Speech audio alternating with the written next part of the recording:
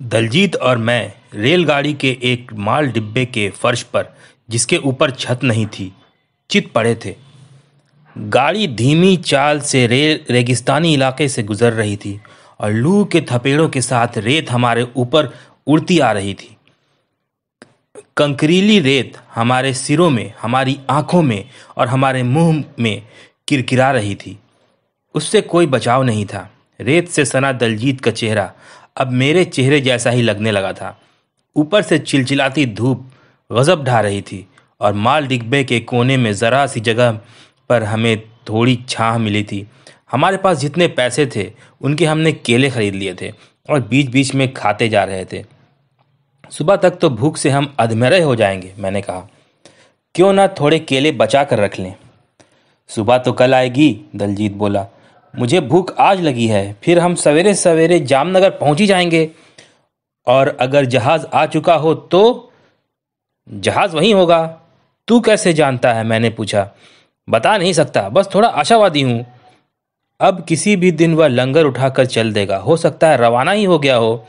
दलजीत, पैसों के बिना हम कठिनाई में पड़ जाएंगे, तब भला क्या करेंगे? चिंता छोड़ रस्टी, घबराता क्यों है? अगर कोई विपदा आई तो यह घड़ी बेच डालेंगे और स्कूल लौट जाएंगे। तब होगा यही ना कि हमें स्कूल से निकाल दिया जाएगा। नहीं, वो ऐसा नहीं करेंगे। मेरे बाप के पैसों से हाथ धोना पड़ेगा उन्हें। लेकिन अगर तू कहेगा तो हम फिर भाग निकलेंगे। कितना अच्छा हो जहाज़ वहीं हो, मैंने कहा।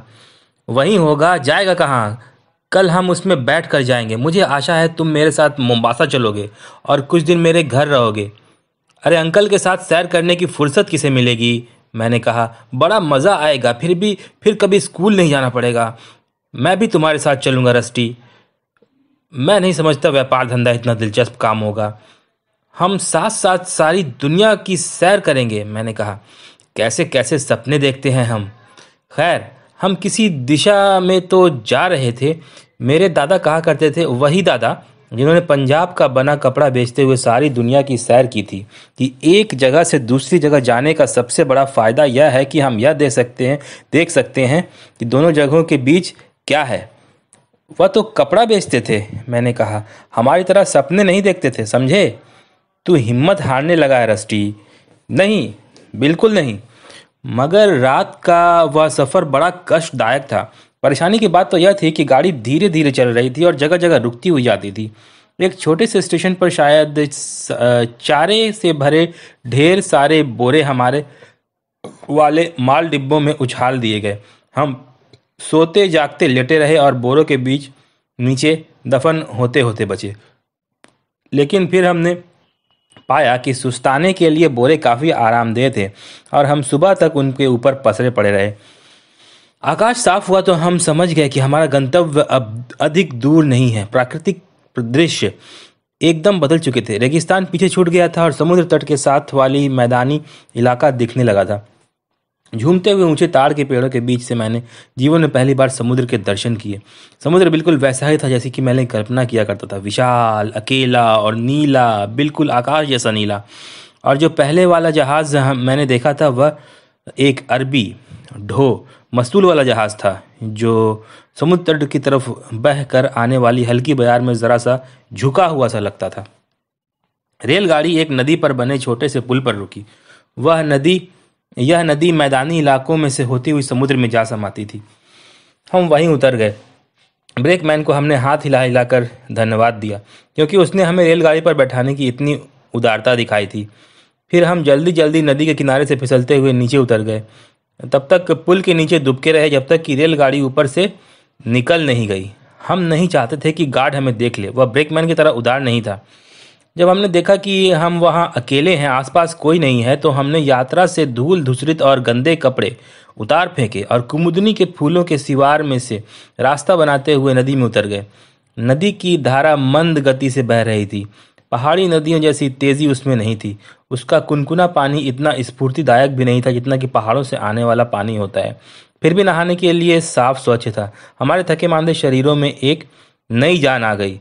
हम पानी में हाथ पैर मारते हुए अटखेलियां करते रहे, कभी एक दूसरे पर पानी उछालते, कभी डुबकियां लगाते। दलजीत ने पानी के नीचे तैरने की कोशिश की और जब ऊपर आया तो उसके उलझे हुए केशों में कुमुदनी का एक फूल था जो पौधे से छूटकर उसके सिर पर चिपक गया था। हम आसपास के वातावरण से एकदम बेखबर होकर 15 मिनट तक पानी में उछल कूद करते रहे। जब नदी से निकलकर किनारे आए तो देखा कि हमारे कपड़े गायब हैं, बस दलजीत की पगड़ी पड़ी हुई थी। ऊपर किनारे पर 3 छोकरे खड़े थे। वे मात्र लंगोट पहने थे और खड़े खड़े हमें घूर रहे थे। तीनों में से जो सबसे बड़ा था उसने हमारे कपड़े उठा रखे थे। अरे भाई, हमारे कपड़े दे जा, दलजीत ने विनयपूर्वक यह बात कही। तुमने कृपा करके मेरी पगड़ी तो छोड़ दी, अच्छा किया, लेकिन सिर पर बांधने के सिवा मैं इसे और कहीं नहीं पहनता। तीनों छोकरे खिलखिलाकर हंस पड़े और फिर एकदम मुड़कर खेतों में भागते चले गए। रुको, दलजीत चिल्लाया। चल उनका पीछा करते हैं, मैंने कहा। हम दोनों के लिए जीवन और मरण का सवाल था। दलजीत के शरीर पर पगड़ी और घड़ी थी, लेकिन मेरे बदन पर तो ये चीज़ें भी नहीं थी। हम फुर्ती से ऊपर किनारे पर चढ़ गए और देहाती छोकरों का पीछा करने लगे, मगर तब तक वे काफ़ी आगे निकल चुके थे। खेतों से भागकर जाने का रास्ता वे भली भांति जानते थे और गांव जा पहुंचे, जबकि हम अभी खेत में ही थे। पुलिया और सिंचाई वाले क्यारियों के गड्ढे से गिरते पड़ते जा रहे थे। तभी एक दीवार के पीछे से पत्थर और ढेलों की बौछार हुई और हम सहम कर वहीं खड़े हो गए। चल इन्हें समझाने की कोशिश करते, मैंने कहा। अपने दोनों हाथ मुंह आगे करके मैंने ऊंचे सुना, मेहरबानी करके हमारे कपड़े लौटा दो, हमारे पास और कोई कपड़ा नहीं है। जवाब में एक बड़ा सा पत्थर आया, मेरे कान के निकट सनसनाता हुआ निकल गया। लगता है इधर के लोग हिंदी बोलते समझते नहीं, मैंने कहा। कहो तो अंग्रेजी में बात करूं, और कोई भाषा मुझे आती नहीं। ना ना, अंग्रेजी नहीं, भड़क कर वे और पत्थर मारेंगे। मेरी समझ से तो गुजराती बोलते हैं और मुझे यह भाषा आती नहीं। तभी एक आदमी खेत की मेरे पर दिखाई पड़ा, जो लाठी भांजते हुए ऐसी बोली में कुछ कह रहा था कि जो हमारे पल्ले नहीं पड़ रही थी। समझ सकता है क्या कह रहा है, दलजीत ने मुझसे पूछा। मैं कैसे बताऊं, शायद कह रहा है कि मेरे खेत से बाहर निकलो, तो हम भी कपड़े लिए बगैर नहीं जाएंगे। लगता है कपड़ों के बिना ही जाना पड़ेगा। मैंने कहा, देखो कुत्ते आ गए। गांव के कई खूंखार कुत्ते शिकारी कुत्तों की तरह हमारी तरफ दौड़े आ रहे थे। पीछे पीछे लाठियां भांजते हुए 2 आदमी, हाथों में पत्थर ढेले लिए कई लड़के। दलजीत और मैंने पीठ दिखाने के लिए एक क्षण देर नहीं की। थके मांदे होने के बावजूद हम जितनी तेजी से भाग सकते थे उतनी तेजी से खेतों में भागने लगे। नदी पार करके ही हमने दम लिया। गांव वाले नदी के पार पीछा करने नहीं आए। हम समझ गए कि शायद अब हम किसी और की ज़मीन पर खड़े हैं। गांव वाले खड़े लाठियां दिखा रहे थे। हमने मुक्के तान कर दिखाए, मगर कोई असर नहीं हुआ। हमारे वस्त्र हमें नहीं मिले। वहाँ से चलकर हमने आम के एक बगीचे में शरण ली। वहाँ किसी ने हमें परेशान नहीं किया। अब क्या करें, दलजीत ने जिज्ञासा प्रकट की। जामनगर तक पैदल चलते हैं, मैंने कहा। ज़्यादा दूर नहीं है। तेरा मतलब है बिना कपड़ों के इस हालत में? क्या हुआ, अंधेरा होने तक यही इंतज़ार करते हैं, और जब सुबह होगी तब क्या करेंगे? अरे कोई ना कोई जुगाड़ हो जाएगा। तेरी घड़ी बेचकर कुछ कपड़े खरीद लाएंगे। ना बाबा ना, सिर्फ घड़ी पहने नंगे बदन किसी की दुकान में जाएं और घड़ी बेचें, यह मुझसे नहीं होगा। हम साधुओं का वेश धर कर जाएंगे, मैंने कहा। या और कुछ नहीं तो साधुओं के चेले बन जाएंगे। आजकल का यही फैशन है। पहुँचे हुए साधु महात्मा नंगे घूमते हैं। तब हमें मुफ्त भोजन और रात का ठिकाना भी मिल सकता है, और सुबह जाकर पता चलेगा कि जहाज़ तो हमारे पहुंचने से पहले कभी का जा चुका है। अरे हाँ, यह तो बात मैंने सोची ही नहीं। मगर जब हम इस धर्म संकट में थे तभी क्या देखते हैं कि 2 आदमी हमारी तरफ वाले किनारे पर चले आ रहे हैं, जो शायद रेलवे कर्मचारी थे। उन्होंने किसानों की तरह धोती नहीं बल्कि पतलून और कमीज पहनी हुई थी। पहले मैंने सोचा कि वे नदी पर पानी पीने जा रहे हैं, मगर जब उन्होंने कपड़े उतारते हुए देखा तो एकदम मेरे दिमाग में यह फितूर आया। मैं उठकर बैठ गया।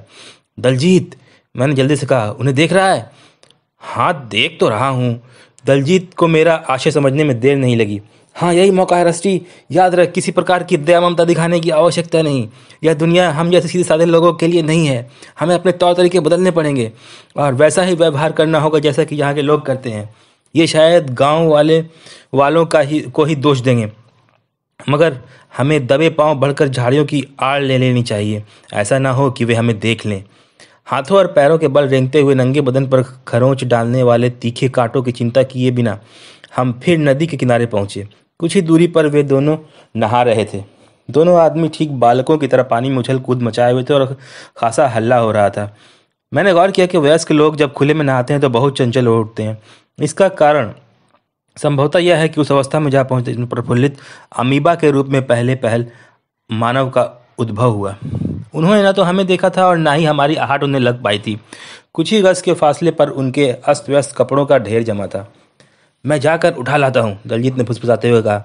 अगर मुझे देख भी लिया तो समझें कि गांव का कोई छोकरा है, लेकिन उन्होंने अगर तुझे देख लिया तो फिर खैर नहीं। दलजीत झाड़ियों में से निकलकर बड़ी फुर्ती से गया। यदि ऐसा ही जीवन उसने कभी स्कूल में दिखाया होता तो वह एक अच्छा एथलीट बन सकता था।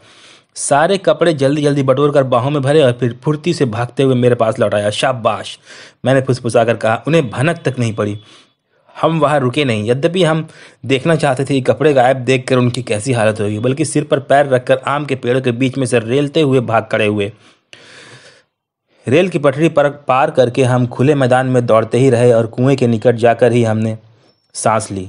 वहाँ एक प्राचीन बरगद की घनी छाया में हमने नए कपड़े पहने, जो हमारे डील डॉल को देखते हुए खासे बड़े और बेडौल थे।